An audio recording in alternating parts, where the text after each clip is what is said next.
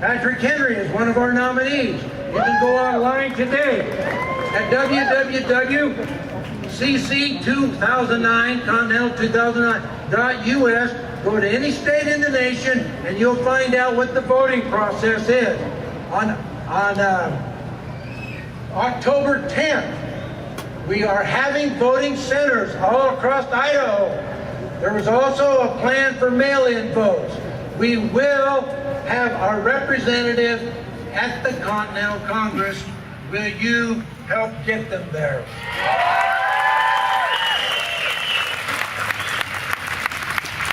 I got to get to my love life here pretty quick. So let me just kind of bring this part of it to conclusion. By going back to the colonial times, you know, the colonists weren't revolutionary. They didn't want to separate from the country. They were forced to that position. They were forced to that because of a lack of response by the government.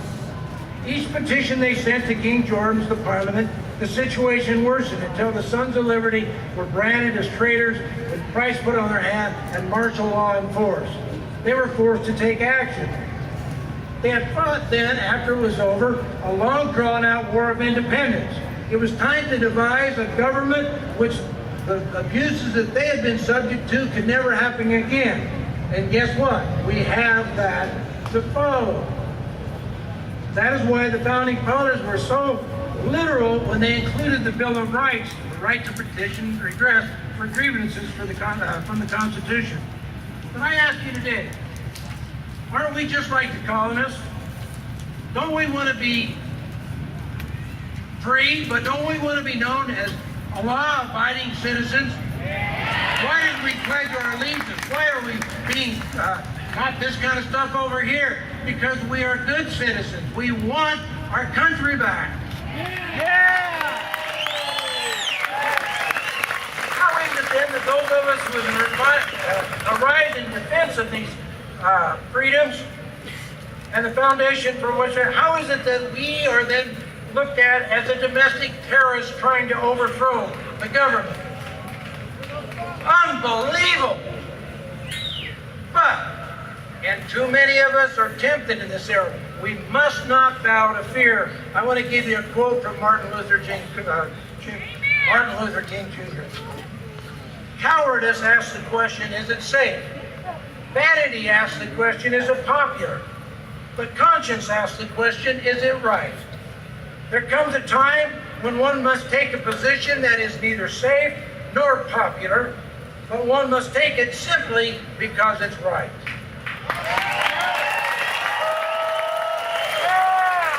The record will be made, our concerns will be addressed. Our governing body of laws will be obeyed and followed. May we settle for nothing less. The world is watching to see what we'll do. Again, Daniel Webster says, hold on to the Constitution, for if the American Constitution should fail, there will be anarchy throughout the world. Now, my love life, 2 or 3 minutes. It stands for what I love. I love truth, liberty, and I love justice, and I love my country because it stands for that. In the Pledge of Allegiance, we say, I pledge to the Republic, one nation under God, liberty and justice for all. But there is one thing that's missing, I fear, too often in that pledge, and that is the truth. When we pledge to the Republic, are we pledging to a republic, or are we pledging to a democracy?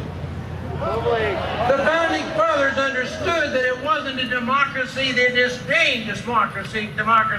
They oftentimes referred to it as mobocracy. And yet we're told by our leaders that we're going around the world making the world safe. For Republican form of government? No. To make it safe for democracy. Wrong. There's a great difference, and I ask each one of you, if you don't already know it, determined to know what you're saying when you pledge that allegiance. I used to teach high school history. There was a quote I got from Alexander Titler, and he said, a democracy cannot stand. It must fail. Because when the people realize in a democracy that they can vote themselves a pay raise, it will fall because of financial irresponsibility. Is that prophetic or what? True.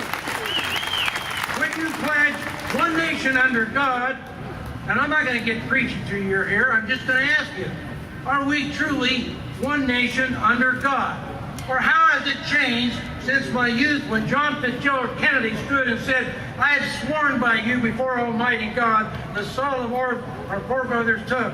The world is a very different place now, and yet the same revolutionary beliefs which our forefathers fought are still issued upon the globe, and the beliefs that these men fought for, we're fighting for, not for the generosity of states that give them to us, but they come from the hand of God.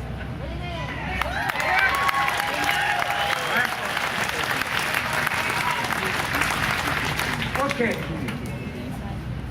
I'm going to simply conclude then by giving some more quotes because they moved me when I was young, by John Fitzgerald Kennedy. This is not his, but one statement in that. America stands at a crossroad. Unless the people act quickly and decisively, come together, the Constitution and liberty itself may be lost forever. I believe that. Given the pace of the unfolding global events, rapidly escalating attacks on our freedoms, the year 2009 and 2010, and Continental Congress 2009 may well be the last opportunity people have to restore liberty.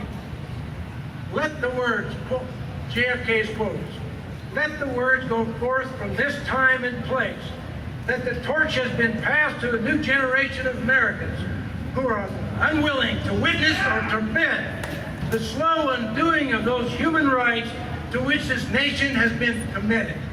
Let everyone that we shall know that we shall pay any price, bear any burden, meet any hardship, support any friend, oppose any foe in order to assure the survival and the success of liberty.